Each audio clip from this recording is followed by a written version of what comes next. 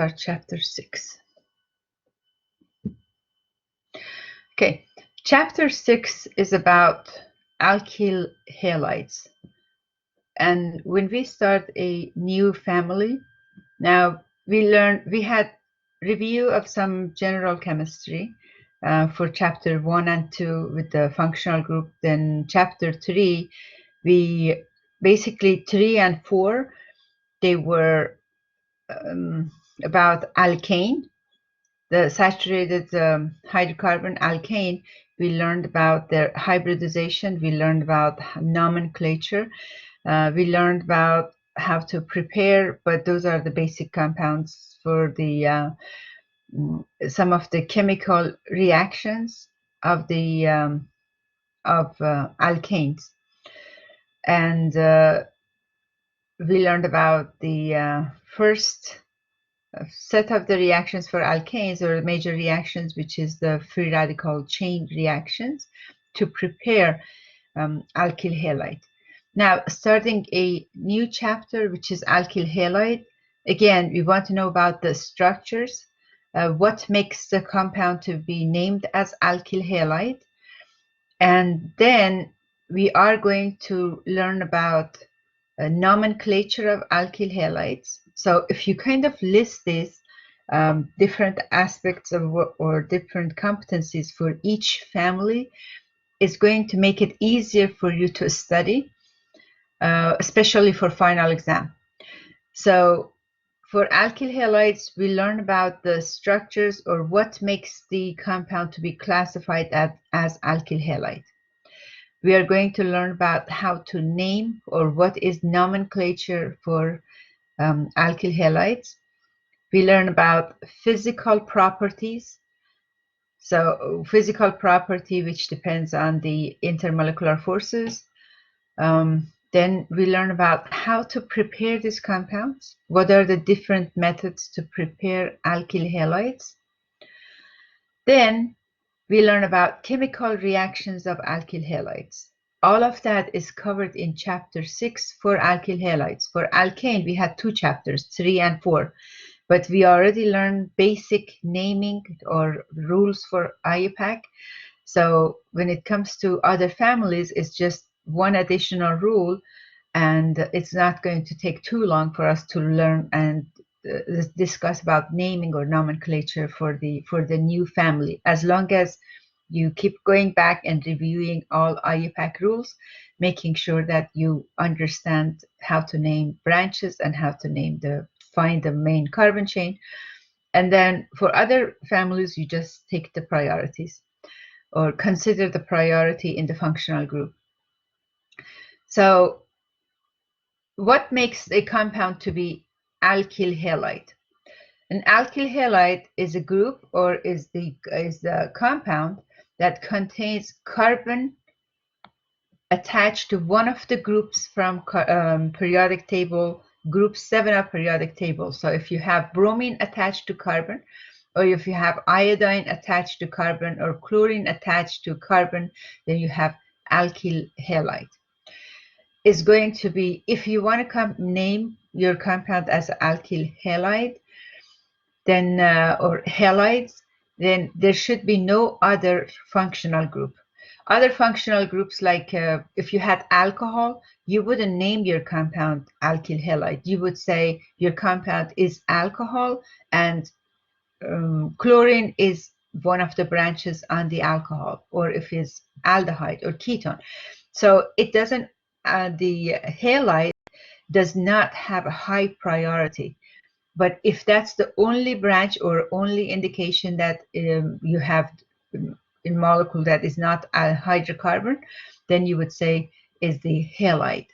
So we have 3 classes. We have alkyl halide, where you have everything sp3, or the halide is attached to carbon with sp3 hybrid. We have vinyl halide. For vinyl halide, the halide is attached to carbon with sp2 hybridization. So this is a sp3 hybridization. And for aryl halide, where the halide is attached to aromatic ring. So we could have alkyl halide, vinyl halide, or aryl halide. The bond between carbon and halide, X in general, so X represents halide, is a polar bond, is a covalent, but it's polar bond, where the halide takes negative charge because of high electronegativity, and carbon takes positive charge.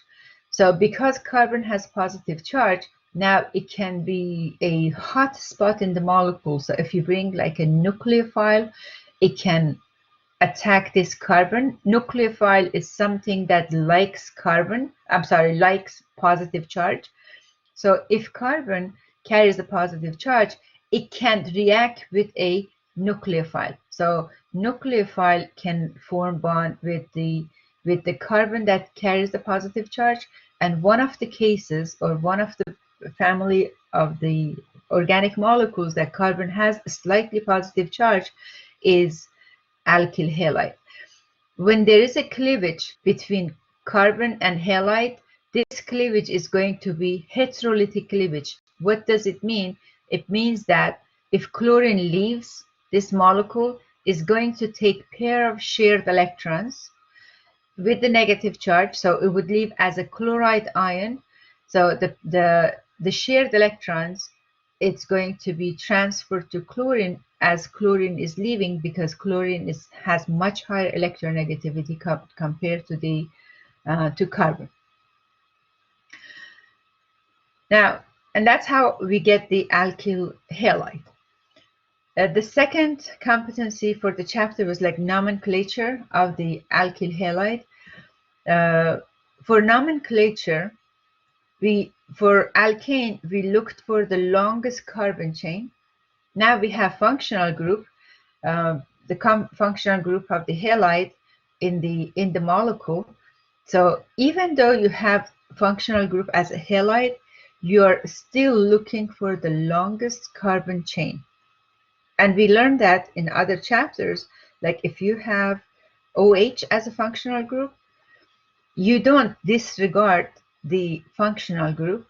Your main carbon chain must include the functional group, but for alkyl halide, the main carbon chain must include the longest carbon chain, even if halide is not attached to the longest carbon chain. So for the first molecule that we have here, the longest carbon chain is going to include the chlorine attached to it, so it's not going to make a difference. We're still following the rule. We are going to number it from left to right, because that will give us smaller for the branch of the chlorine. So that would be 2-chlorobutane. So when you are naming your compound as alkyl halide, you are going to basically name it as the haloalkane.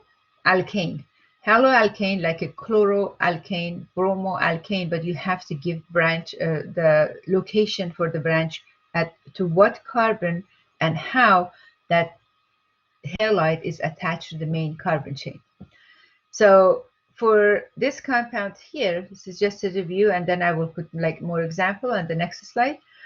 You are going to number it also from left to right, and the reason you are numbering from left to right is to give a smaller set of the numbers.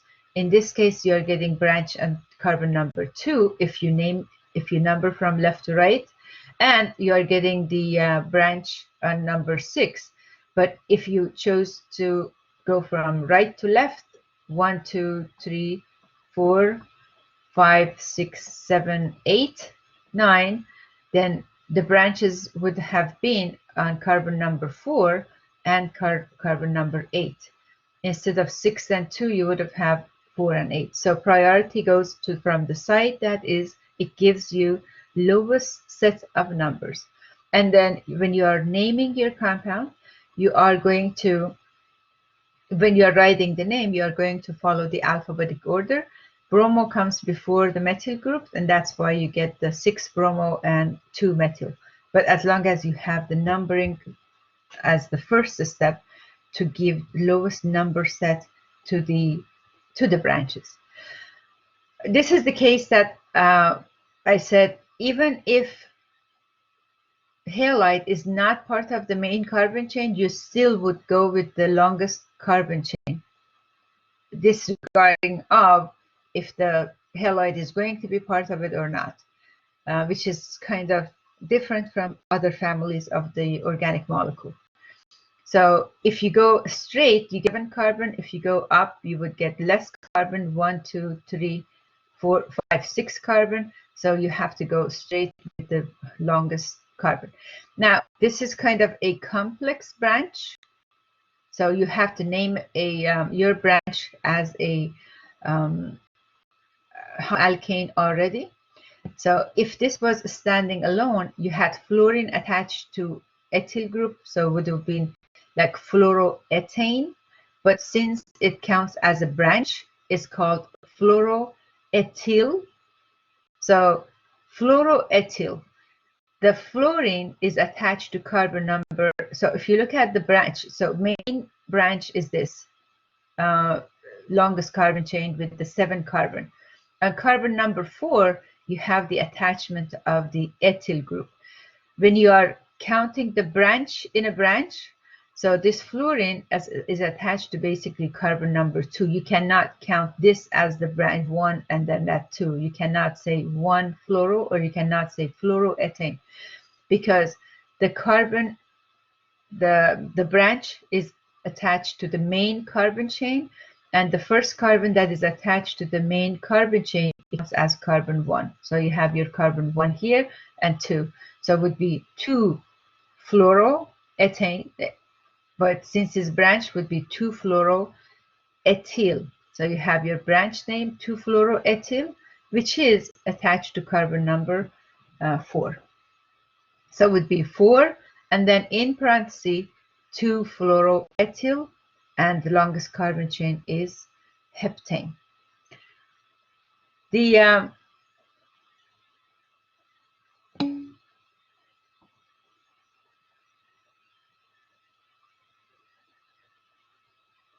why do we need the parenthesis? If we don't have the parenthesis, then we are going to write it like this. So if we don't write it, it's going to be 2. So if you write like a 4 and then 2 fluoro, that means that 2 fluoro is going to attach to. So when you say 2 fluoro, that means fluorine is on this carbon, but it's not on that carbon. So fluoro is on carbon attached to this ethyl group. So this whole thing, you have to name this as the branch. So if you have a branch that you have a branch on a branch, so basically it's fluoro on this branch, then you have to use the parenthesis. It's like the polyatomic ions that when you're putting in a name for inorganic compounds, it has to be inside a parenthesis. So you have to use the parenthesis. In this case also, when you have a branch within the branch, then you have to use the parentheses to indicate that this whole complex as a branch is attached to carbon number 4, is not the ethyl that is attached only, and the fluoro is not on carbon number 2 to indicate what is the location of the fluoro. So you have to use the parentheses in this case. And for cyclic compound, we learned that in chapter 5. We have to indicate, is it going to be cis or trans? So the chlorine is coming towards you and methyl group is going away. So that's why it's named as a trans. If there is only one branch on a cyclic system, you don't have to number it. But if you have more than one branch, then you have to give location to the branch on cyclic system. So if you have just a let's say you have a cyclohexane with a bromine attached to it, so this would be bromo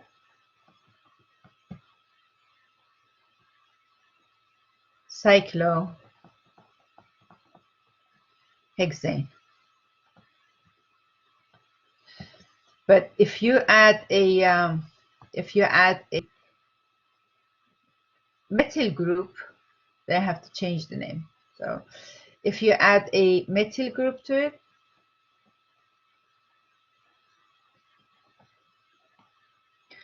now that name is not going to be used. Now you have to name it differently. So you have to number it. Where would you start numbering? You have 2 branches on cyclohexane. If you have only 2 branches on cyclohexane, we learned that in chapter 3 that we have to start numbering from the branch that it takes the highest priority in alphabet. So we go from 1, and then we have to go clockwise, 2, 3 for the lowest number set, 4, 5, and 6. So we have a 1 bromo and then 3 methyl. So it's going to be, you have to name it as with the 2 branches. So bromo on carbon number 1, and then methyl group on carbon number 3.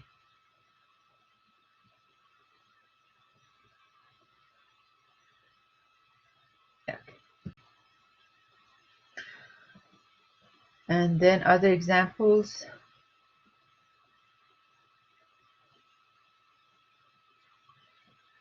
This is another example with the branch. Does the cyclohexane need the? Okay, good question. If I give you this structure, or if the exam gives you this structure as a bromo and then a methyl group here, if you have that as the structure, it doesn't indicate this is a cis or trans. If it doesn't indicate is a cis or trans, then you just say 1 bromo, 3 methyl, cyclohexane.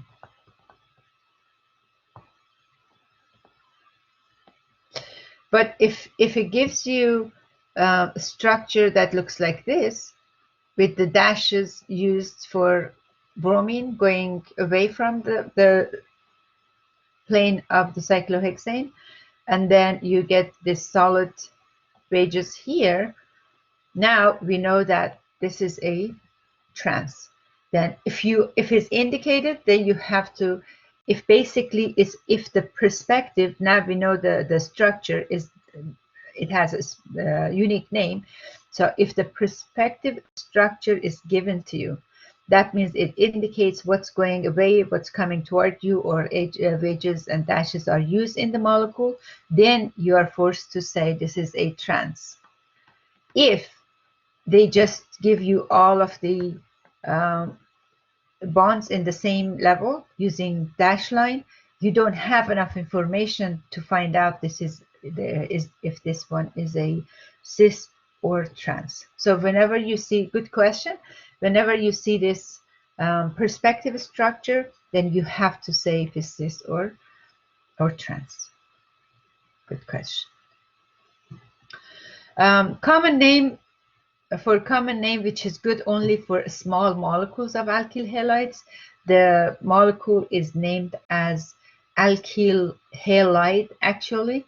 Like for CH3 Cl, this would be ethyl chloride or ethyl chloride, propyl chloride, and like in this case, with practice with the butyl also branches, isobutyl bromide, and you have sec-butyl bromide or T-butyl bromide. It's good only for small molecules of alkyl halides. Then we have some common halogenated solvents that if you have, in general, if you have a CH2X2, X could be chlorine, bromine, or iodine. your compound would be named as the methylene halide. So for a CH2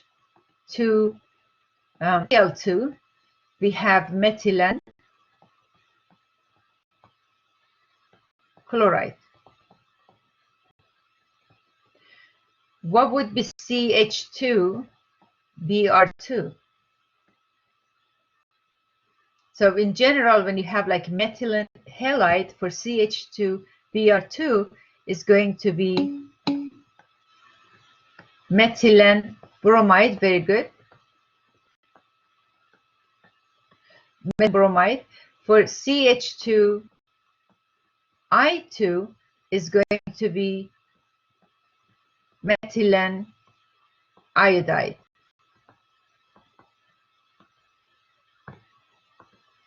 So you have methylene iodide for CH2I2.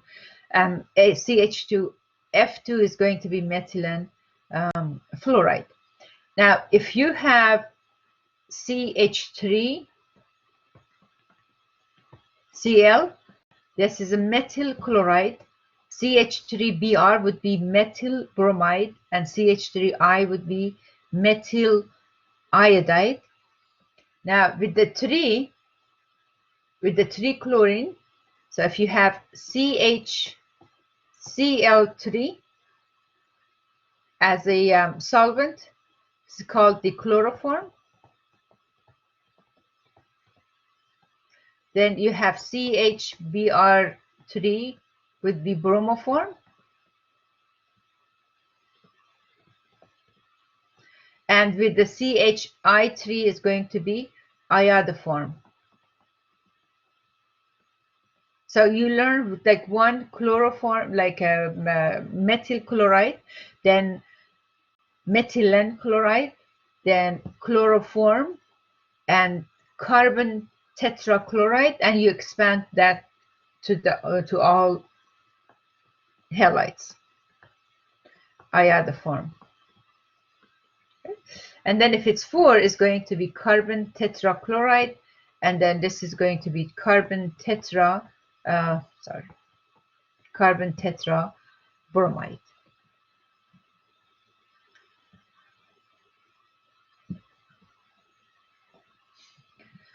Alkyl halides, they have classification of the alkyl halides. They can be primary, secondary, or tertiary alkyl halides, or you could have like methyl halide. So if you have a CH3Br, this is going to be a methyl bromide, or in general is a methyl halide. If the carbon carrying the halide, which is this carbon in this case, if it's a primary carbon, then this whole molecule is classified as primary alkyl halide. If the carbon carrying the halide is a secondary, this is a secondary carbon, then the alkyl halide is classified as secondary. If the carbon carrying the halide is a tertiary, it's going to be tertiary alkyl halide. So we could have primary, secondary, or tertiary, and that is a big deal because it's going to affect the reactivity of these class of the compounds. If you have dihalide, both of them could be on the same carbon, then you have geminal dihalide. If the halides are on adjacent carbon, like you have one halide on this carbon and then another halide on adjacent carbon, that is going to be named as vicinal dihalide. So we have geminal dihalide on the same carbon. Okay, right here you have vicinal dihalide if the halides are on adjacent carbon. Uses of alkyl halides, they are very good solvent, and they are used for extraction also, and they are used for synthesis. They are very good solvents. Some other applications, chloroform, it used to be used as the anesthetic agent, but later on they found that it's toxic and carcinogen.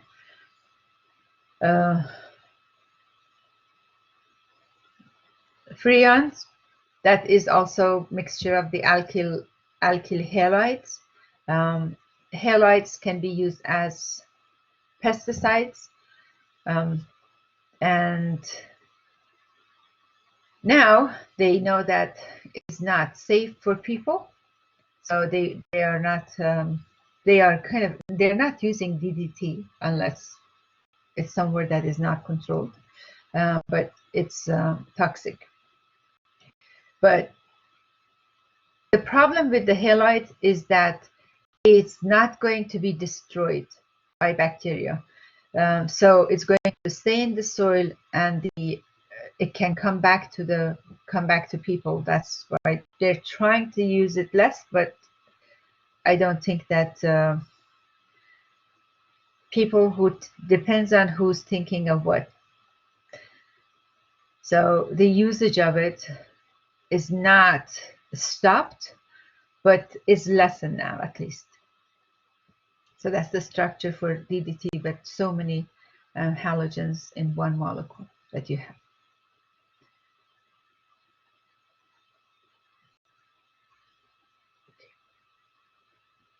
So we talked about the functional group. What makes the alkyl halide? So we had alkyl halide, vinyl halide, or aryl halides. We talked about nomenclature for alkyl halides and classification as a primary, secondary, or tertiary, and some of the uses.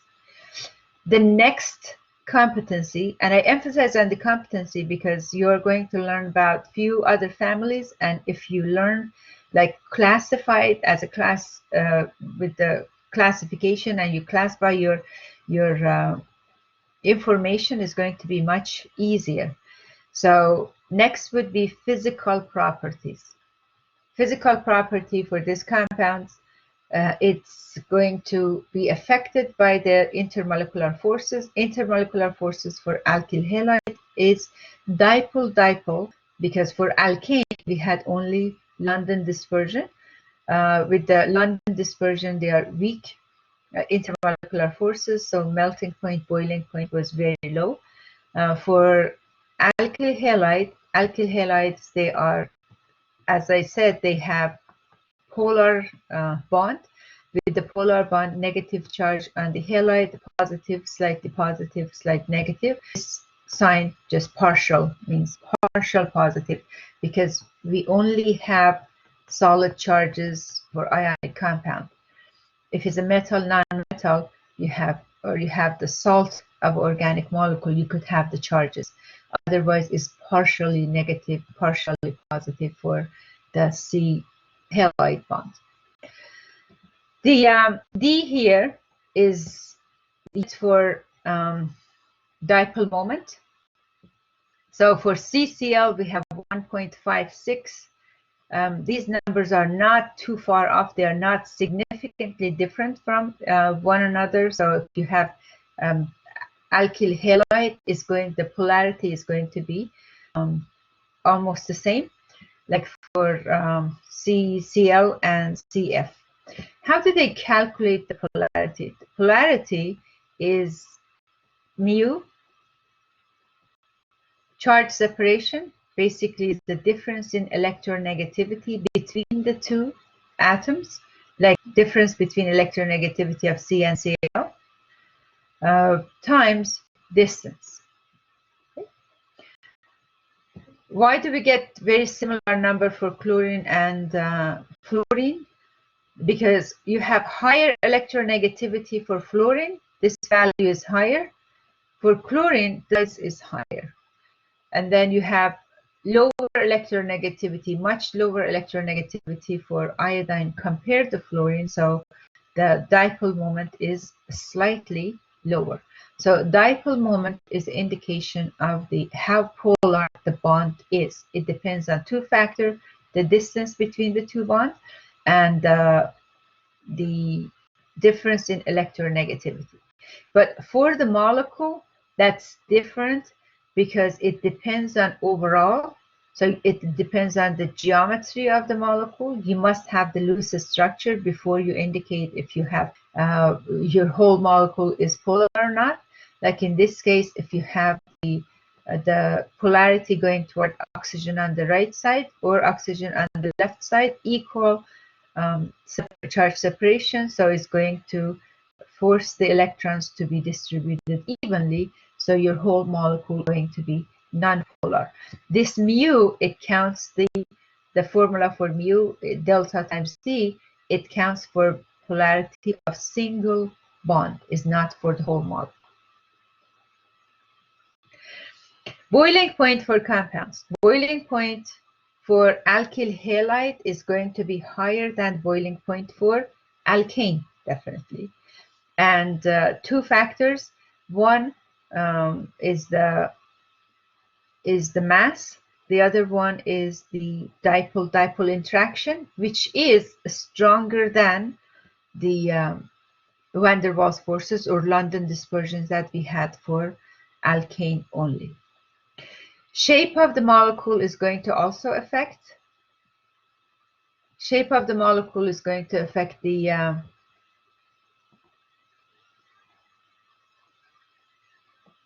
okay.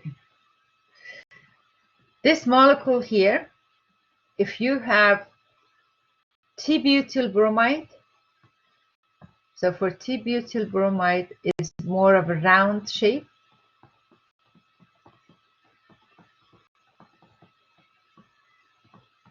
Is going to have much lower boiling point compared to normal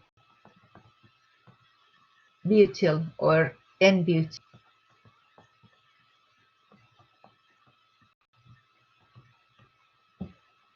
So this is N-butyl, like 1-bromo-butane, and this one is a 2-bromo, 2-methyl butane.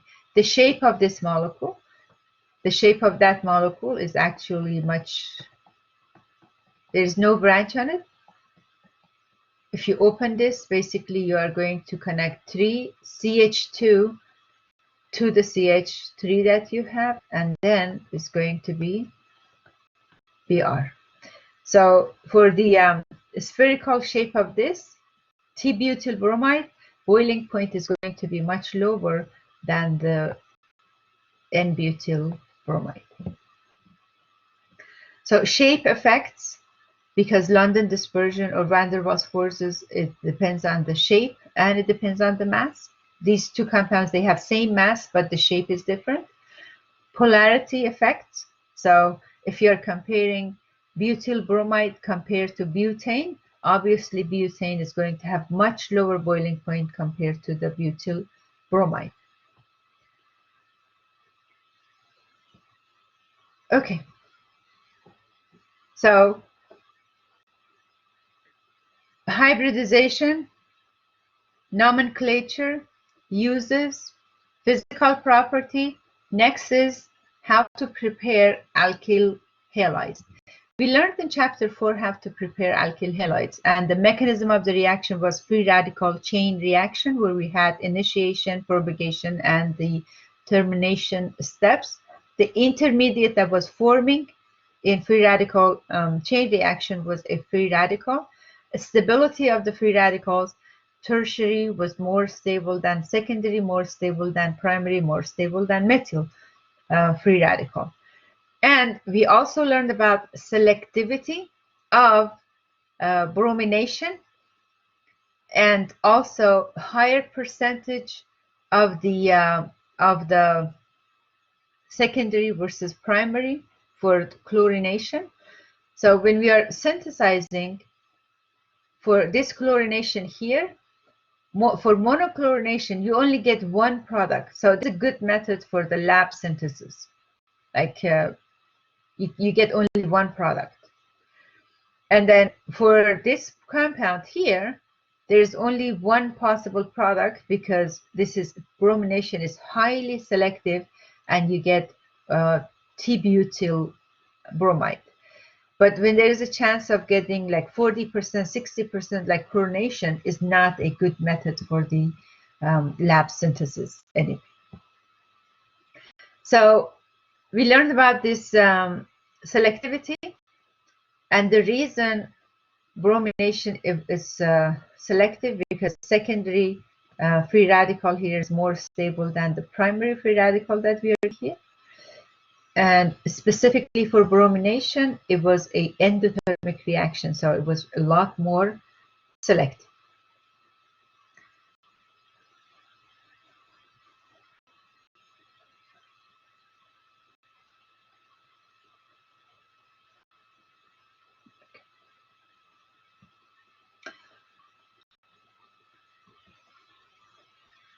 Allelic halogenation.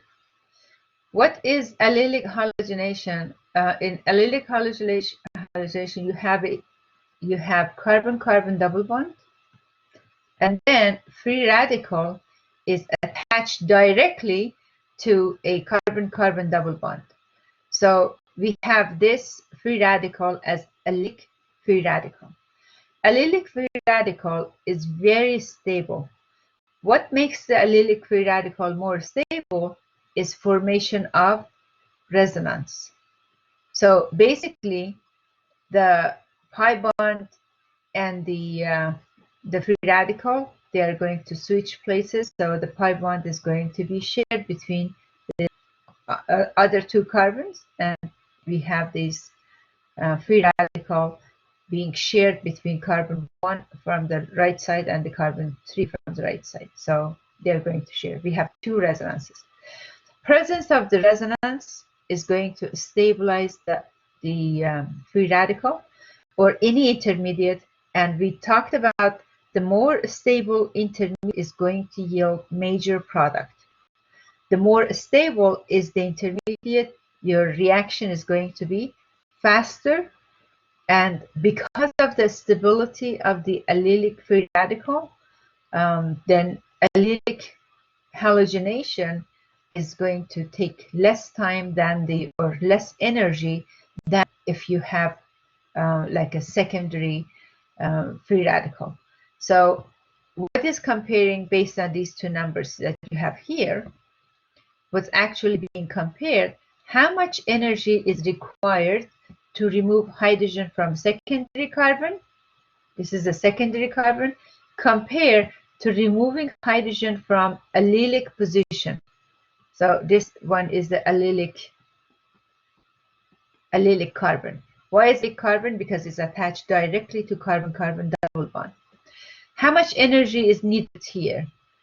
About 33 kilocalorie or kilojoule per mole. Less energy is needed for allelic.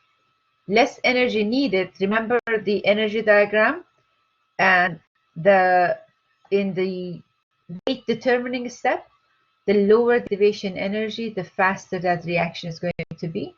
So activation energy is going to be less, or overall a reaction that requires less energy is going to be faster. So the lower the activation energy, faster the reaction, or weaker the bond is going to break faster. It takes less energy to break. So overall, this reaction is preferred. A primary primary allelic radical is more stable than secondary non-allelic or regular. And whenever possible, you could get two products when you are doing allelic halogenation, because you are to get bromine, let's say, or any halogen attached to this carbon from the first resonance and the other carbon from the second resonance. Well, in this case, it's not going to make a difference, because if bromine is attached to the first carbon from the right side, we would say it is going to be different from, it is going to be like 3-bromopene or propene, and if it's going to be attached to the third carbon from the right side, still is going to be named the same. Just like the enantiomers, I said, if you name it and the name is exact the same, then you have two same compound. So in this case, it's not going to make a difference. In this case, for this reaction here, we have two allelic position, but it doesn't matter where the bromine is going to form bond. If it forms bond top here, then you count from this carbon here 1, 2, 3. And why is 1, 2, 3? And we are not counting from bromine because halogen does not have high priority.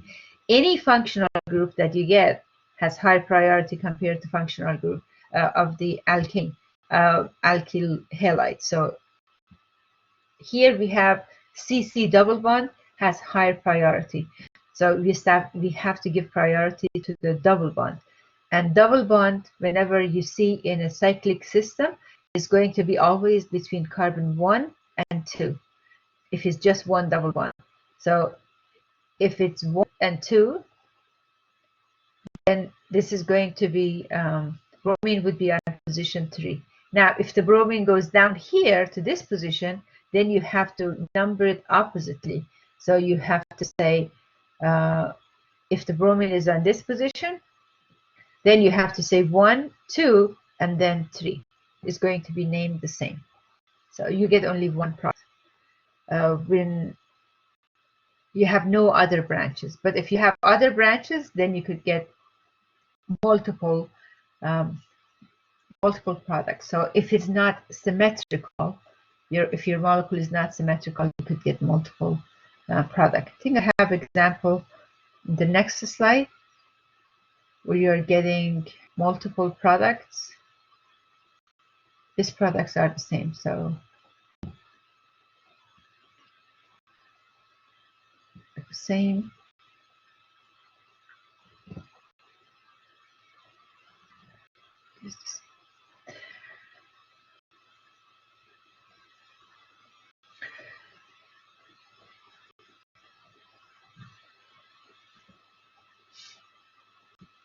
N-bromosuccinimide,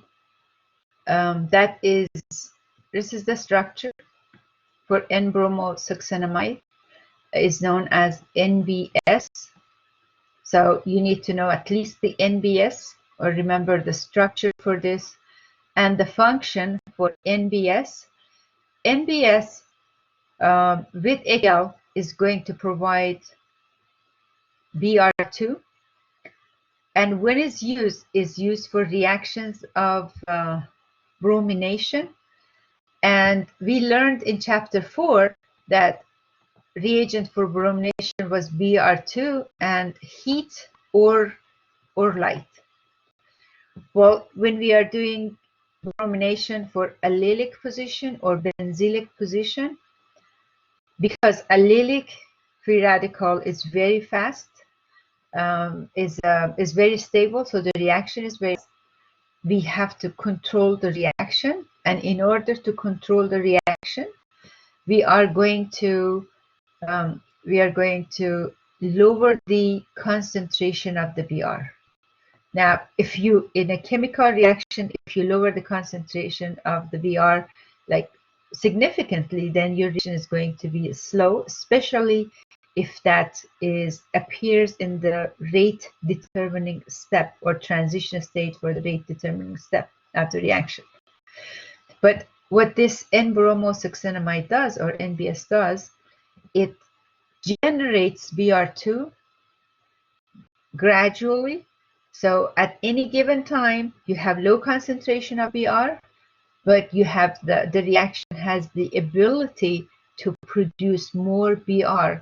So you don't have to suffer or sacrifice the rate or percent yield of the reaction. So it generates Br, but slowly. So we have the NBS plus HBr. It generates the Br2 slowly. Okay, how do you prepare alkyl halides? We have a summary of this table. Some of them we talked about it already, and others we are going to look at it now or in future chapters.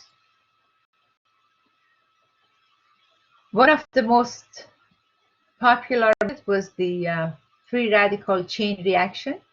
So in general, you get the alkane plus, for chlorination, Cl2, and heterolyte for bromination is going to be Br2. So you get the alkane plus the halide in presence of heterolyte, and the reaction is free radical chain reaction. The mechanism of the reaction is free radical chain reaction. Other reactions that you could use to prepare alkyl halides is like you start with the alkene or alkyne. You have a pi bond here. With the pi bond that you have here, you can break the pi bond and add 2 sigma bond to it. And the type of reaction is called addition reaction, and we'll learn in the future about this addition reaction. So if you add HBr to this molecule, hydrogen will add to one carbon, Br would add to the other carbon, then you get, as a product, you would get alkyl halide. We can start with alkene, carbon-carbon double bond, and add Cl2 or Br2, and then you get a vicinal dihalide. You can start with triple bond. So HX can add to double bond, to pi bond. So if you add HX to pi bond or X2 to pi bond, then you can get the, you can add single bonded halogen to carbon, and that makes it alkyl halide. Now, this summary, it's like if everything is condensed here, is just saying that you are going to learn about this by end of the chapter, end of the organic one. You are going to learn all of these reactions, but today we haven't. I don't expect you to know everything about the alkene and alkyne, all the reactions about the alkene and alkyne, but know that whenever you have like HX, you can add that to a pi bond. H will add to one carbon, pi bond breaks, H will add to one carbon, and then X will add to another carbon. For allelic, please remember, because you are going to see this often, you will see that in organic 1, you will see that in organic 2. If you take PCAT, you will see for sure. It doesn't matter which cat you take. So for MCAT, you will see again allelic bromination or benzylic bromination.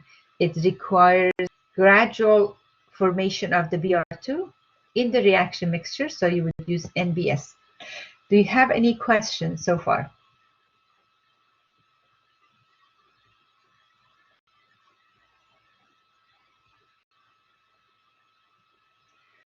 Any questions?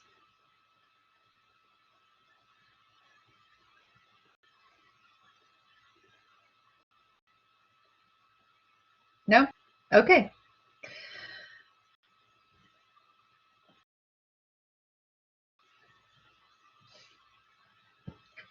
Okay, these are some of the examples, but if you learn like a general reaction, overall reaction is going to make it easier, at least for this chapter. Addition of HBr, hydrogen is added to one carbon and Br is added to another carbon. Which of the two carbon we are talking about? We are talking about the carbon-carbon that carries the double bond. So one of these carbon is going to take hydrogen, another carbon is going to take bromine. In next chapter, we are going to talk about which specific carbon is going to take hydrogen and which one is going to take the Br. It's known as the Markovnikov addition and anti-Markovnikov addition. So we are going to talk more about the mechanism of reaction, but now just know that the pi bond will break, 2 sigma bond will form. 1 sigma bond is a hydrogen with one of the carbons, and the other one is the bromine with the other carbon. And we learned from prior chapter, last chapter, chapter 4, that bromine is highly selective, so it's going to take the carbon that is, of course, tertiary which in this case, rather than a secondary carbon. You add Cl2, we are breaking the pi bond, and we add one Cl to one carbon and another Cl to the other carbon.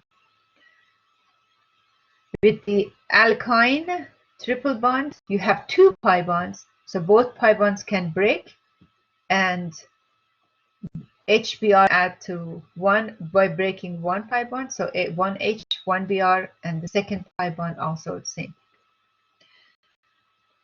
This reagent, you are going to use it a lot in chapter 10, 11, and on in Organic 2. PBr3 is going to change alcohol to alkyl halide. So the PX3 is the general structure for the, or general formula for the alkylation of or halogenation of alcohol. So if you start from alcohol, you want to change it to alkyl halide, then you can, after you learn about reactions of alkyl halide, you're going to see that what's the benefit of changing alcohol to alkyl halide. So you would use PBr3 or PCl3, PX3 in general.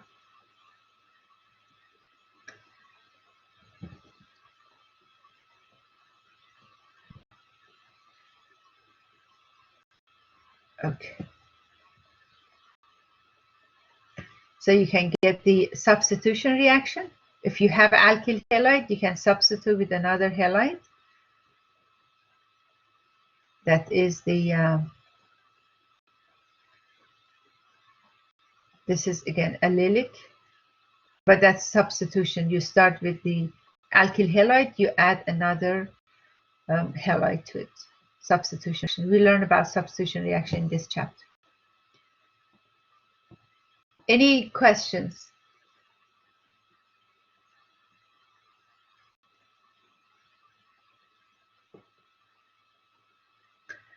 No questions?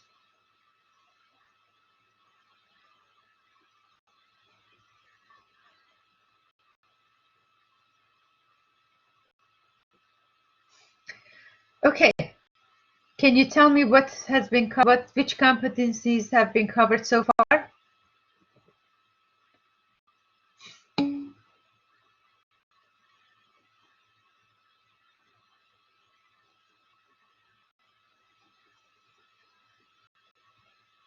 We are going to learn about some of the reactions, and the halogenation has been covered already in chapter 4, and as a result, then you have to memorize those. Yes.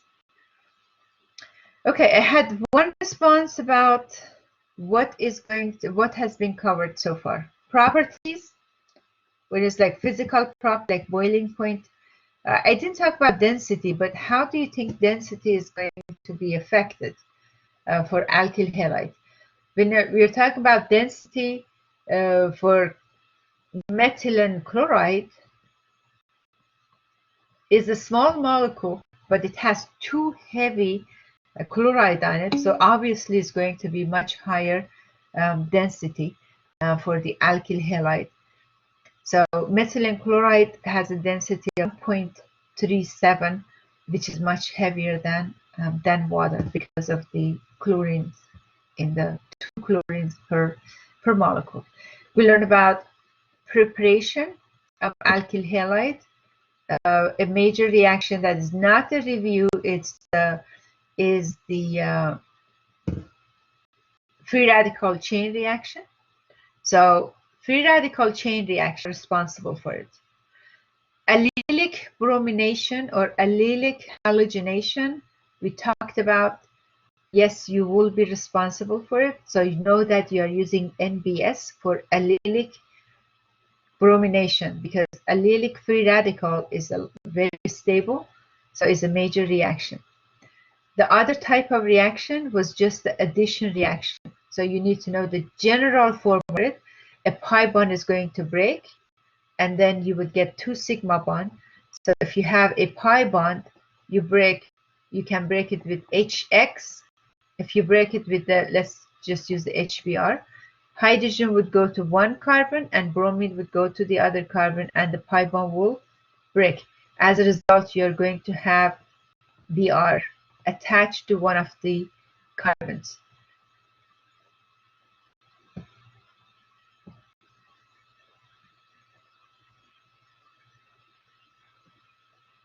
I was looking for a slide with the empty space. So.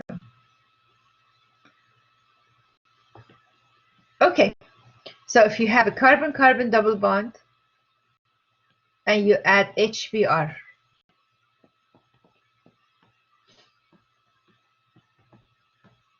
H will add to one carbon, Br will add to another carbon. So that's one of the addition reactions. Addition reaction takes place when you have pi bond in the carbon. If you have CC double bond, you add Br2. This reaction is a very fast reaction and is usually used for tests for unsaturation. So if Br2 to any compound that has carbon-carbon double bond, the color of Br2 is going to disappear because it's like a brown color, but it will disappear when it goes into the compound.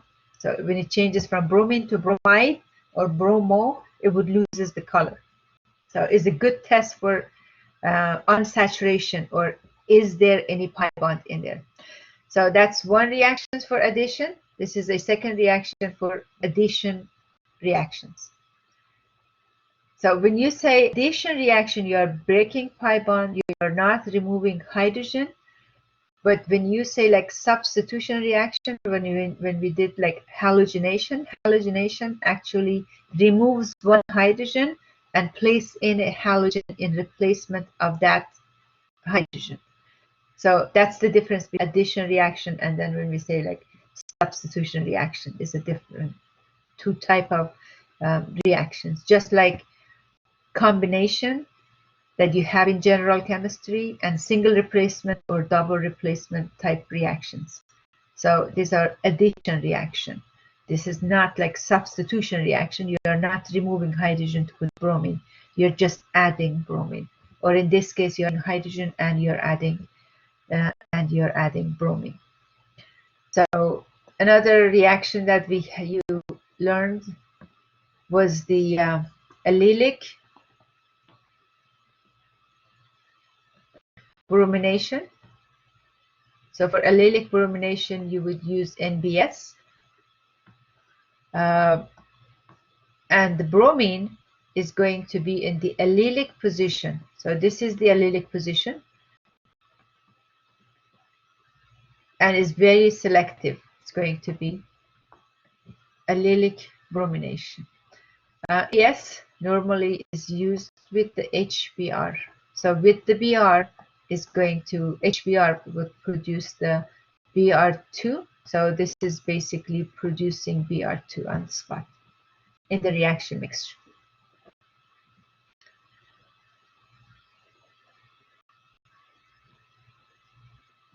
Okay, back to the slide.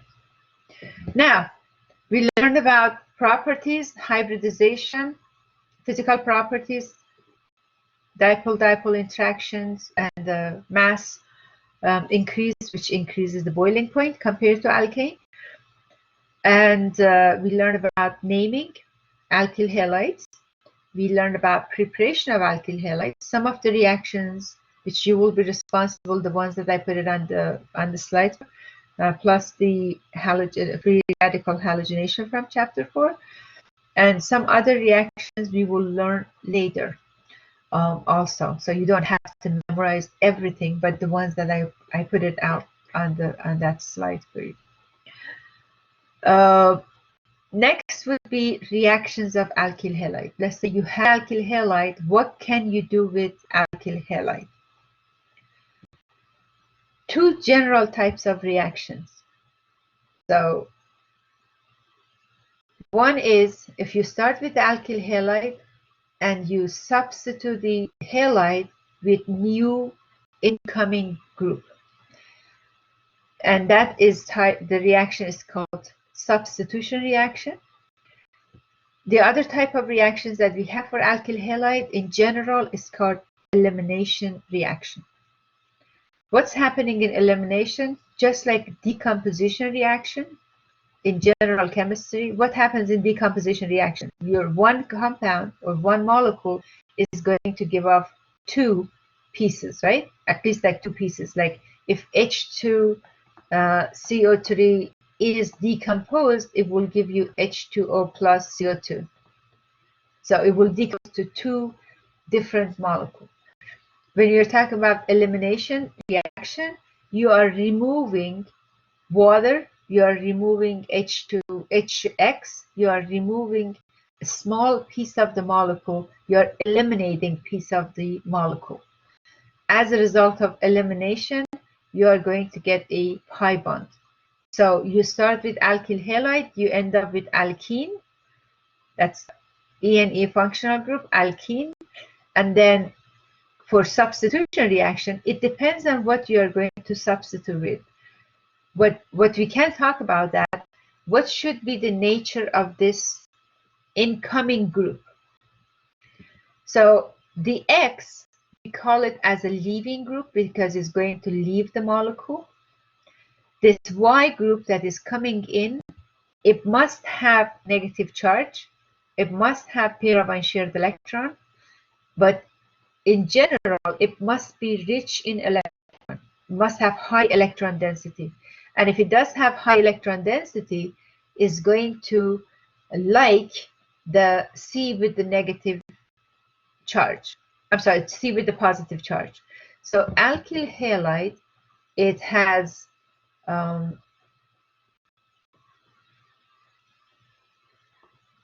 halide has positive charge on the carbon, and then you have slightly negative charge or negative charge on the halide. You have three other groups attached to this. Okay, those three other groups could be alkyl group, it could be the hydrogen or anything. This group here, when it leaves, is going to take the pair of electrons. So what is left behind, it doesn't have the carbon, is missing two electrons. So when you are bringing a nucleophile, going to call it nucleophile because in that general reaction was Y, your nucleophile should provide that pair of unshared electron because this nucleophile is going to form bond with this carbon that is missing the two electrons. So as a result, you're going to have your nucleophile attached to the carbon, and Br is leaving with pair of unshared electrons, or pair of the shared electron would go to the Br to give you negative charge and pairs of unshared electrons. So we have leaving group. The halide is going to be named as a leaving group, and the incoming group must be electron rich, either with a negative charge or with pair of unshared electrons. So it's going to replace this. An example of that would be, let's say you have ethyl bromide and you mix it hydroxide ion. This is going to give you ethanol. So Br is going to leave plus Br. Br is going to leave. This is the leaving group. By nature, OH minus is a nucleophile. It's looking for nucleus. And what you find in the nucleus of the atom? You find protons and neutrons in the nucleus of the atom. So the nucleus carries positive charge for the atom. So when you say nucleophile, it means something that looks for positive charge or likes positive charge. So nucleophile is going to form bond with the carbon because this carbon here has partially positive charge. Okay. So we have two types of reactions, going back to a substitution reaction When nucleophile comes in, leaving group leaves, and we could have elimination type reaction for alkyl halides. In elimination, leaving group is going to leave, and also a hydrogen from adjacent carbon is going to leave, and you end up with alkene.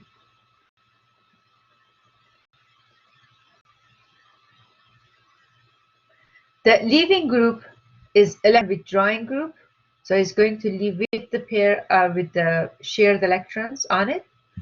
And a good leaving group would be a group that is going to leave and be stable on its own.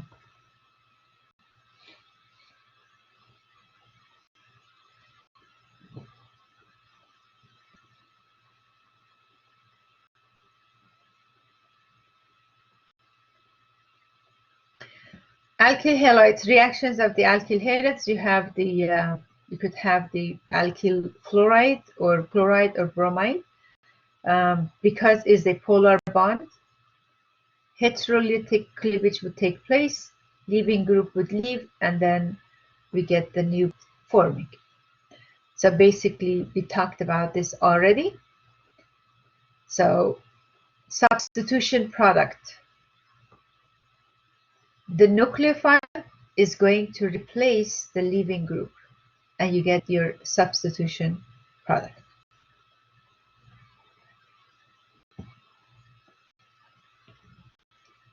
The nucleophile is something that is looking for carbon with a positive charge or likes positive charge.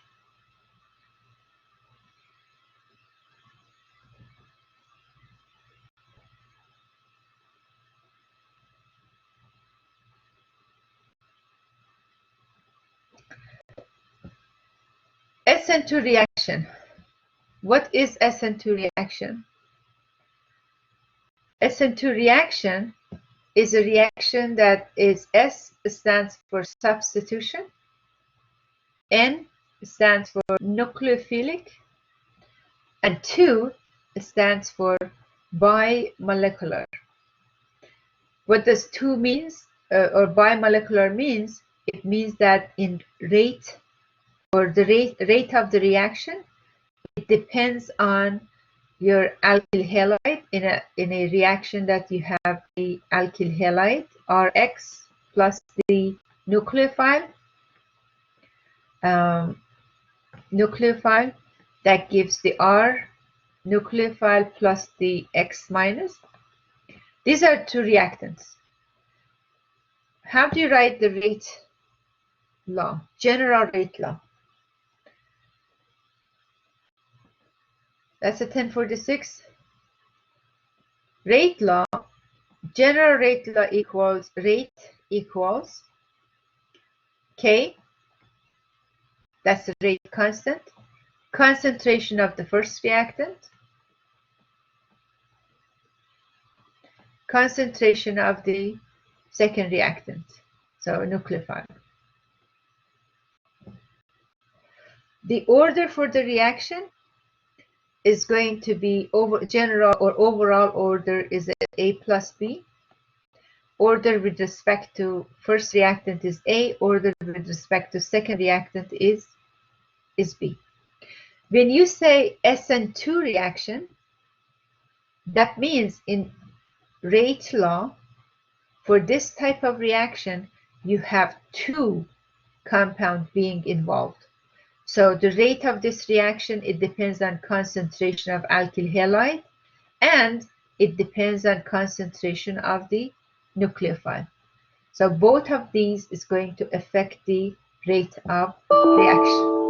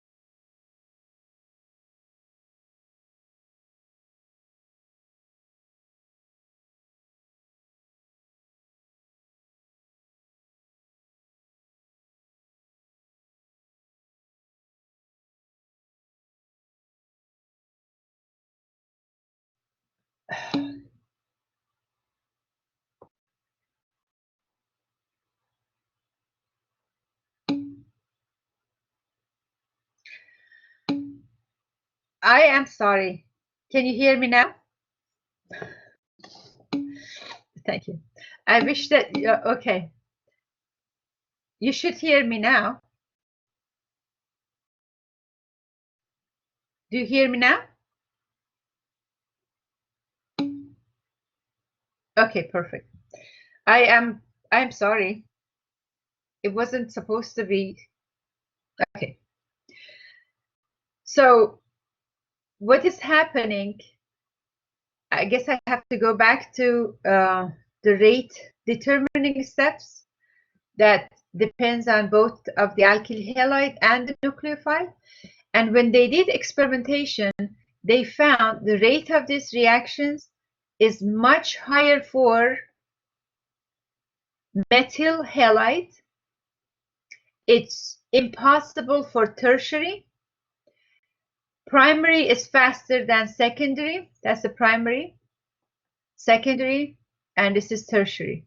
So it's too slow to measure. This is impossible for tertiary compound to go through SN2 reactions. These are the experimental findings.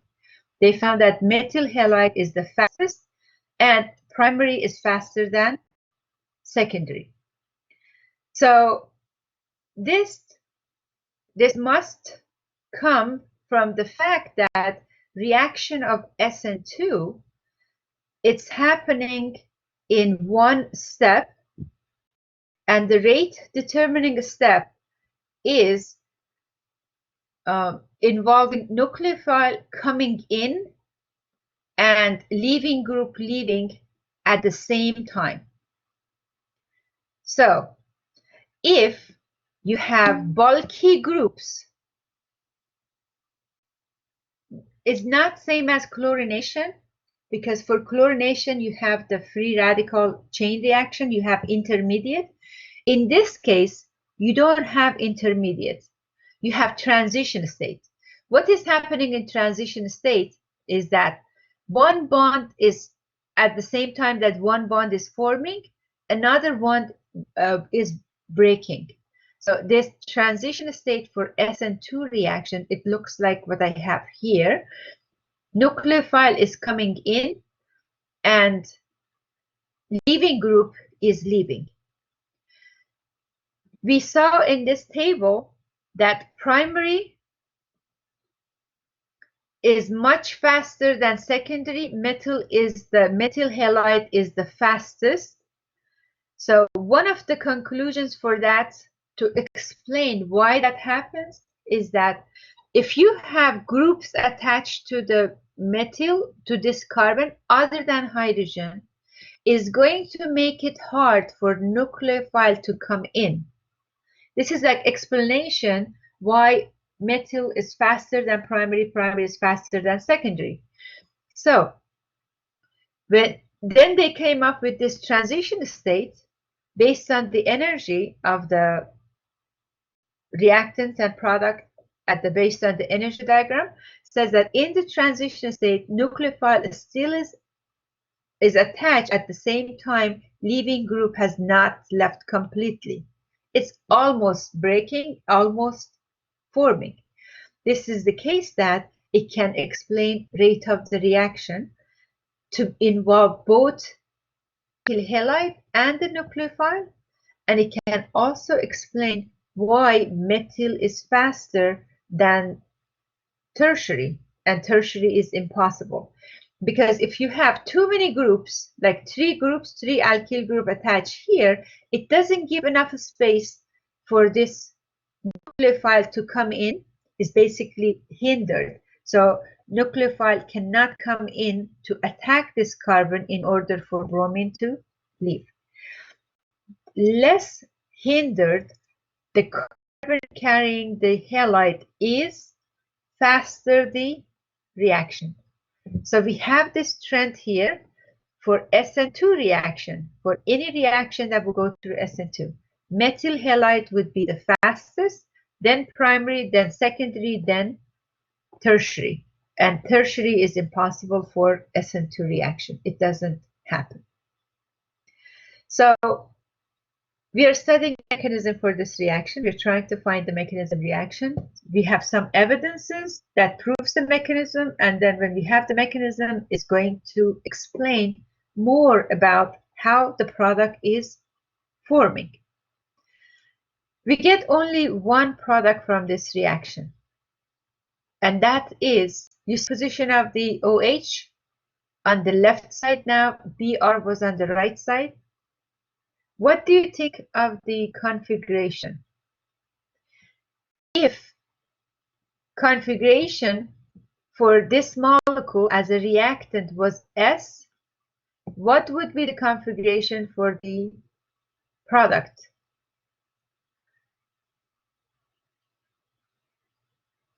Because this is coming the opposite direction, right? Is in the opposite direction. So heavy group is on the left side. This was the heavy group on the right side. So the configuration is going to be R. What does this inversion or change in configuration is going to tell us about this reaction? This reaction is telling that the attack of nucleophile is a backside attack. So this nucleophile is coming from the opposite side where the leaving group is leaving, and is going to attach from the opposite side. So the same way that when I flip the hydrogen from the going forward or backward, the configuration change is the same thing here, the same factor. The heavy group is attached, high priority group is attached on the right side, now on the product side is on the left side. So the configuration is changing, and there's only one product.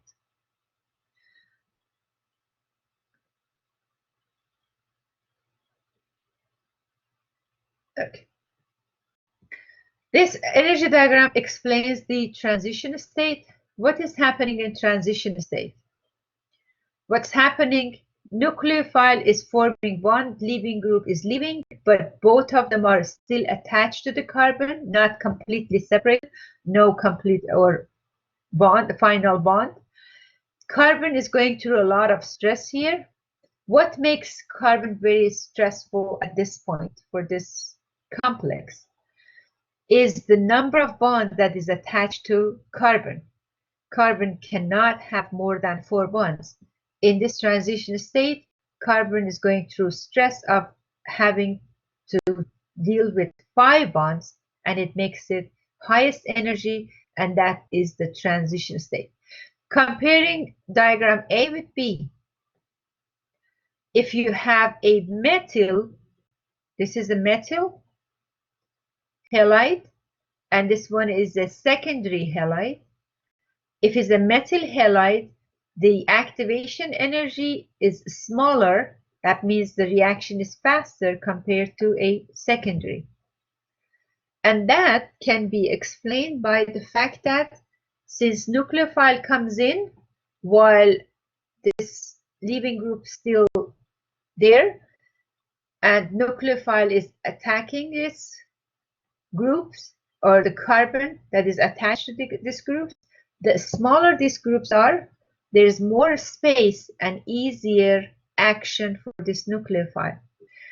If these groups attached to the carbon are large, then the steric hindrance is going to block this nucleophile and is going to make it harder. Making harder, what does it mean? Making harder means higher activation energy, means slower reaction. What is Walden inversion here? A term called Walden inversion. You should get quiz question and exam question based on this configuration. For SN2 reaction, if you start with S reactant, you end up with R product. If you start with R reactant, you end up with S product. So the other term that is used in some books, there's called like the umbrella, is like changing the like when there's like high wind and the umbrella, it just goes backward. So you see this, the umbrella is now in this way. is switching the side, is flipping, but the scientific term for this is called Walden inversion, and it's Walden inversion because the person who came up with this explanation was named Walden. So it's coming after the scientist who came up with this explanation. So if you start with R, you end up with S. This is for SN2 mechanism of the nucleophilic substitution reaction.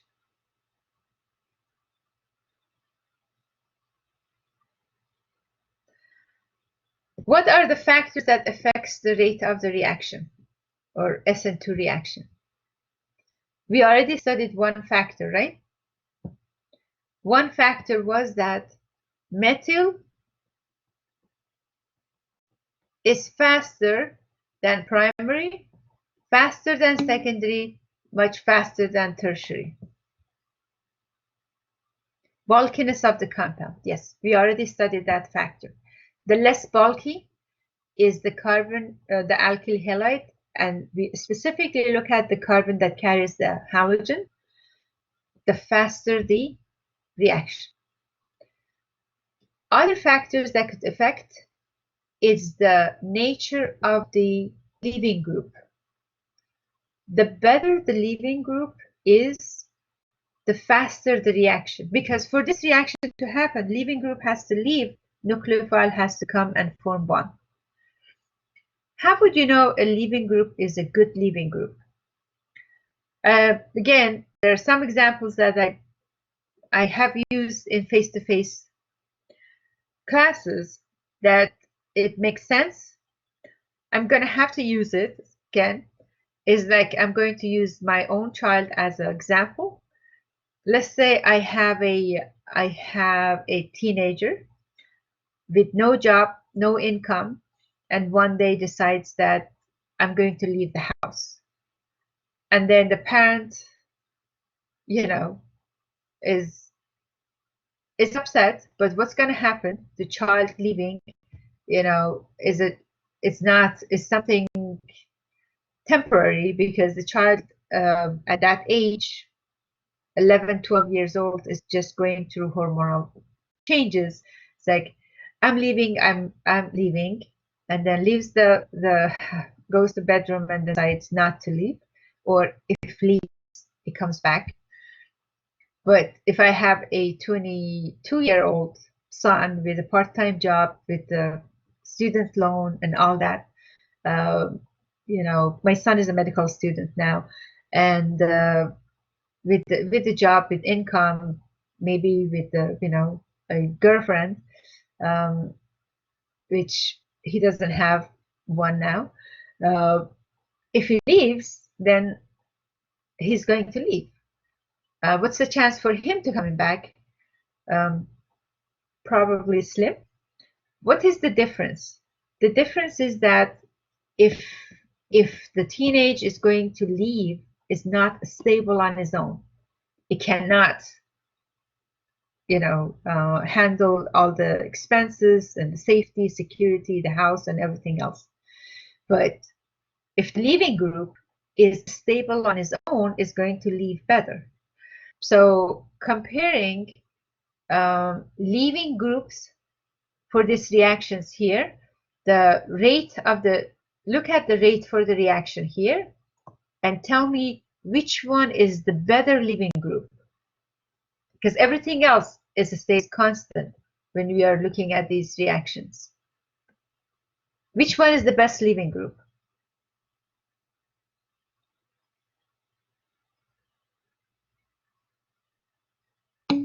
Iodine is the best leaving group. What makes the iodine to be best leaving group? Because when this leaving group leaves as iodine with the negative charge, is actually iodide. With chlorine leaves, you get chlorine with the negative charge, with one negative charge. That when bromine leaves, bromine with one negative charge, you get this one. And then iodine, when leaves, it's much bigger, right?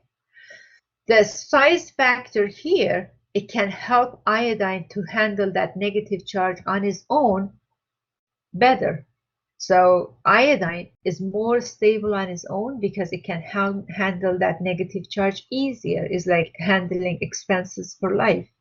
So it's more stable for iodine, so has higher stability after it leaves the group. So we are looking at the stability of the leaving group after leaves the alkyl halide. Iodide is least or the weakest base, because is attached to the strongest, is a conjugate to the strong acid. The stronger the acid, the weaker the base is going to be. And in the periodic table, as we go up, down, the size increases. Increase in size is going to allow handling of the negative charge better. At the same time, if you look at the other definition, when you have the HF, HCl, HBr, HI, this is the strongest acid. The strongest acid, strong acid, and conjugate base is going to be the weakest base. So conjugate base is going to be weakest base, and the weakest base is going to be most stable. A base wants to attach, like to gain H+. So if it's a weak base, it doesn't want to find, like it's not in rush to find another H+ to form bond with. So it's going to be a weak base. So it's a weak base. So we have our weakest base as the best leaving group. So iodide is a better leaving group than bromide, better leaving group than chloride and the fluoride. So that's the second factor. So far we have two factors that we studied about rate of the reaction. The better the leaving group, the faster the reaction. The less bulky the alkyl halide is, the faster the reaction. Those are two factors that affects the rate of SN2 reaction. So a weak base, it comes from a strong acid. And these are some of the leaving groups, weak bases that are common leaving groups. So fluoride is not a very good leaving group at all. A neutral compound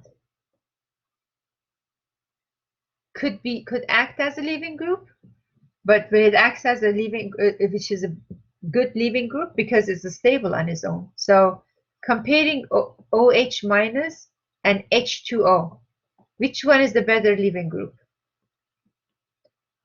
Hydroxide or water?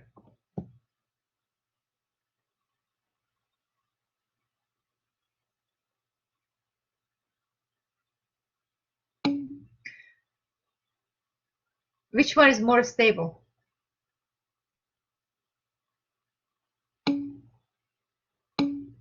Which one is more stable is going to be water, right? Water is more stable. So water is a much better leaving group. The more stable the group is after leaves, just remember like a 22-year-old compared to 12-year-old. The more stable is after leaves, the better leaving group is going to be. So water is a more stable species compared to hydroxide. Hydroxide is the strongest base, so is the worst leaving group. If you look at the strength of the base, we want weak base as the leaving group. So in general chemistry, we look at the concentration of hydroxide to determine the acidity or basicity of the compound. So hydroxide is not a good leaving group because it's very strong base. And fluoride is even stronger base than the conjugate base than the hydroxide. So fluoride is not a good leaving group either. So the weaker the acid is, the stronger the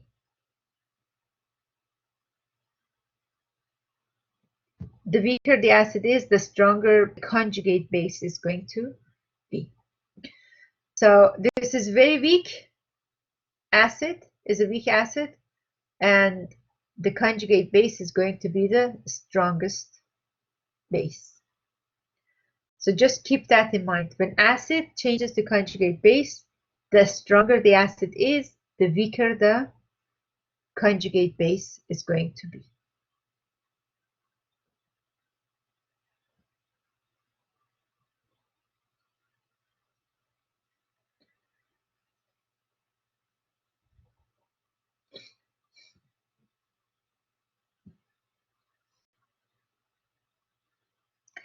What counts as a good nucleophile?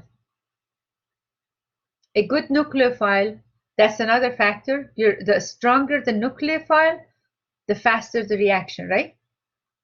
Because if you have a good nucleophile, a strong nucleophile can form bond with the carbon and make the leaving group to leave.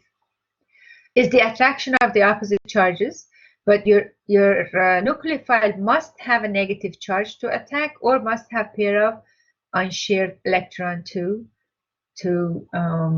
share with the carbon that doesn't have any electron, because if the leaving group leaves, that carbon basically would be positive.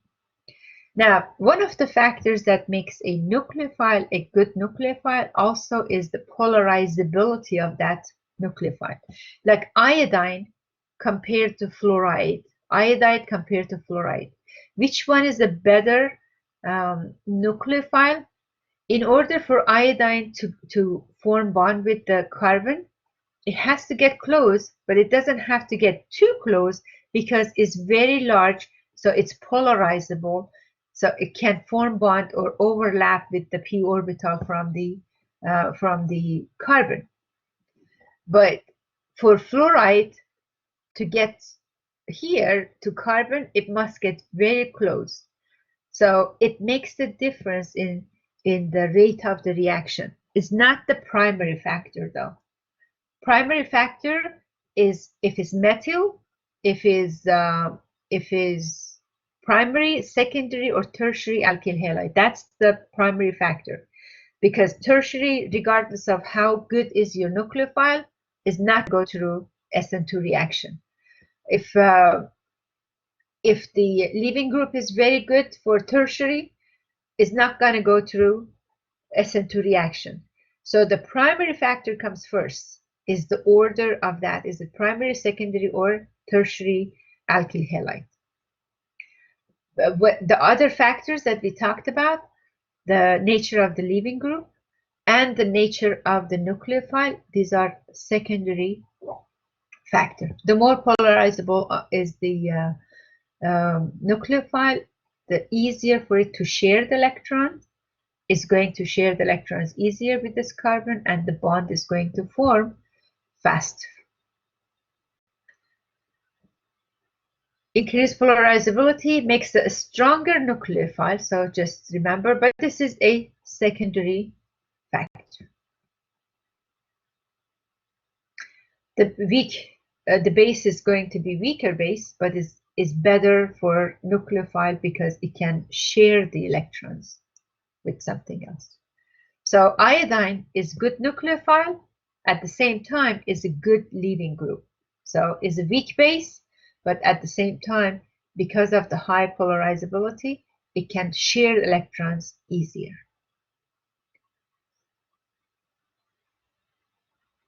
The size is increasing, and nucleophilic properties also increasing.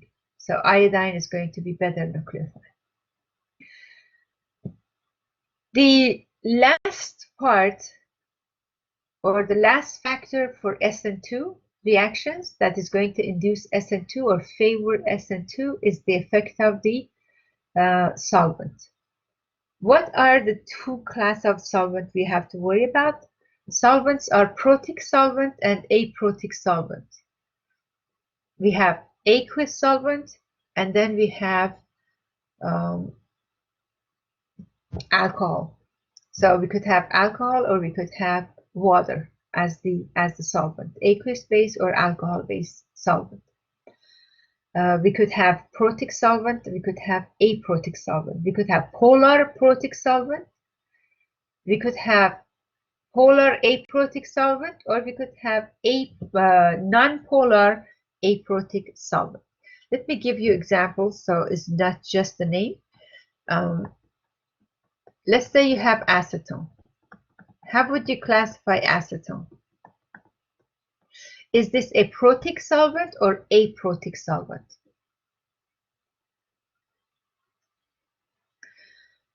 This acetone has hydrogen, but these hydrogens are not going to leave the molecule for no reason, because they are not acidic hydrogens. But if you have a hydrogen that is attached to highly electronegative element, like to nitrogen or oxygen, that is going to make it protic solvent. So this molecule is actually aprotic solvent. Is a solvent that doesn't have ionizable hydrogen. So hydrogen, there is no hydrogen attached to the oxygen. If you have water, water is protic and is polar. So it's polar protic solvent because this hydrogen is attached to the oxygen.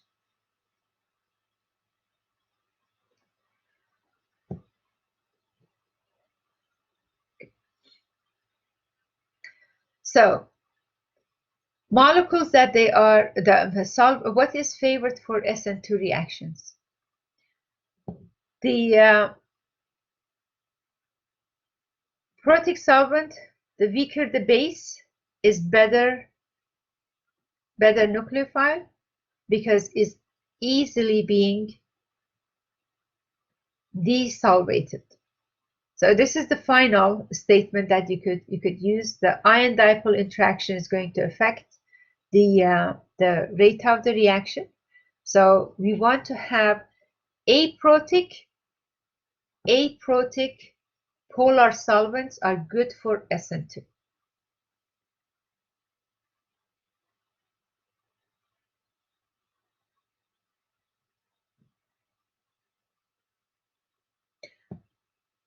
Justification. So you can memorize it or just also justify it, because in an aprotic solvent, you get the weakest base of your nucleophile. And the weaker the base is going to be a stronger nucleophile. So it's going to make your nucleophile better nucleophile. So that's for aprotic solvent because your base is looking for proton. If your solvent has proton, it's going to engage with your nucleophile, and your nucleophile is not going to go after the carbon from alkyl halide. But if your solvent is aprotic, it doesn't have the proton to engage with the nucleophile, then your nucleophile is going to go after the carbon with the positive charge. I think that's the easiest way that I can bring it, but let me know if it makes sense.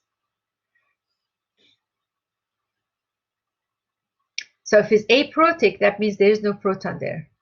So your nucleophile is not going to go for a proton after the proton from the solvent.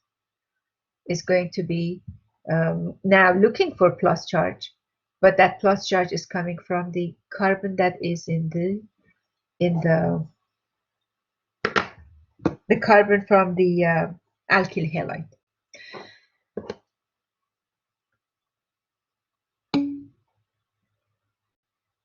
Okay, good.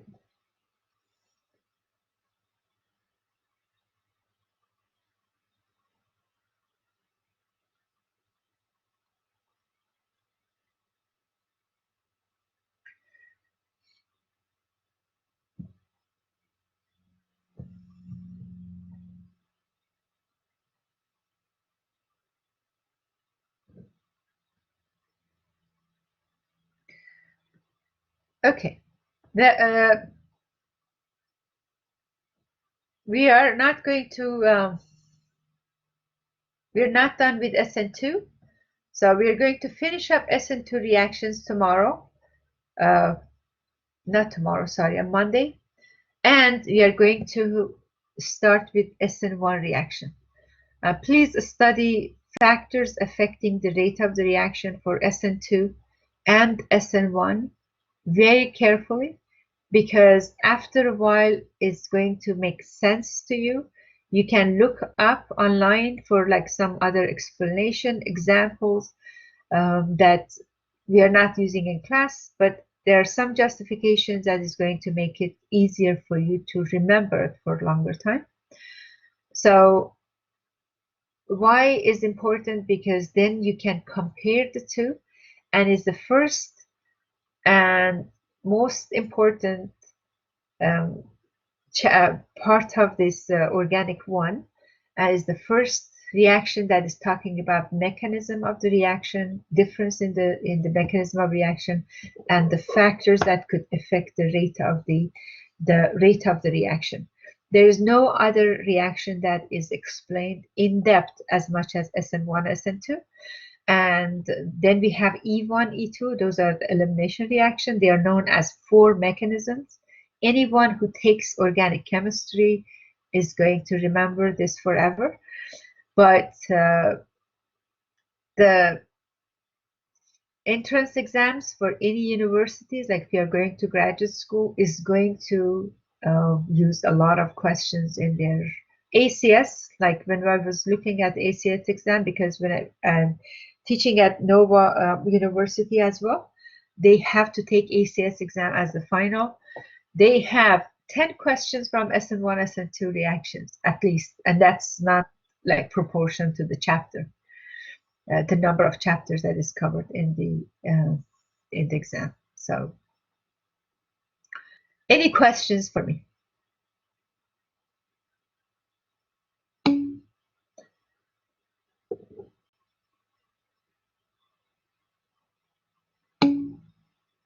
There is no lecture on Fridays, but there is a no lecture on Friday.